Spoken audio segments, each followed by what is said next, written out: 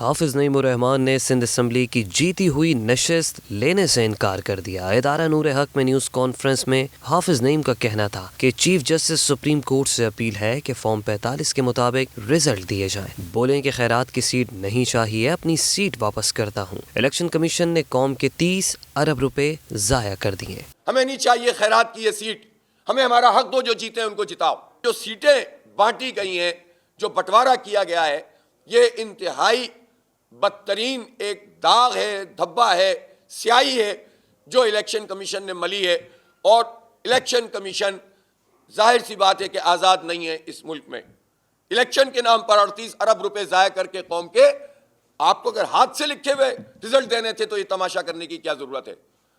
شرم نہیں آتی نون لیگ کو، نواز شریف کو اور بلاول اور زرداری کو اور ایم کیو ایم والوں کو؟ تو میں کیا کہوں، جانتے ہی ہم ان کو، تو بہت ہی ان کو بھی جانتے ہیں، ان کو بھی جانتے ہیں۔ حافظ نعیم الرحمان کا کہنا تھا کہ ایم کیو ایم جائز طریقے سے جیتتی تو ہم قبول کرتے۔ شہر کو دہشت گردوں کے حوالے کیا جا رہا ہے اور اس ملک میں الیکشن کمیشن آزاد نہیں ہے۔ ہمیں بلدیاتی انتخابات سے زیادہ ووٹ ملے۔ ایم کیو ایم بھی اگر جائز طریقے سے جیتے تو سارے اختلاف کے باوجود ہم اس کو قبول کریں گے، لیکن وہ تو اب جیتنے کی پوزیشن میں ہی نہیں، جیتنے کیا کنٹیسٹ کرنے کی پوزیشن میں نہیں ہے اس شہر میں۔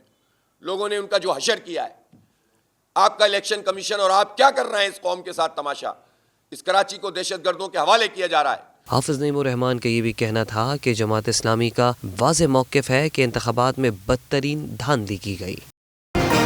میٹرو ون نیوز، ہر پل کی خبر۔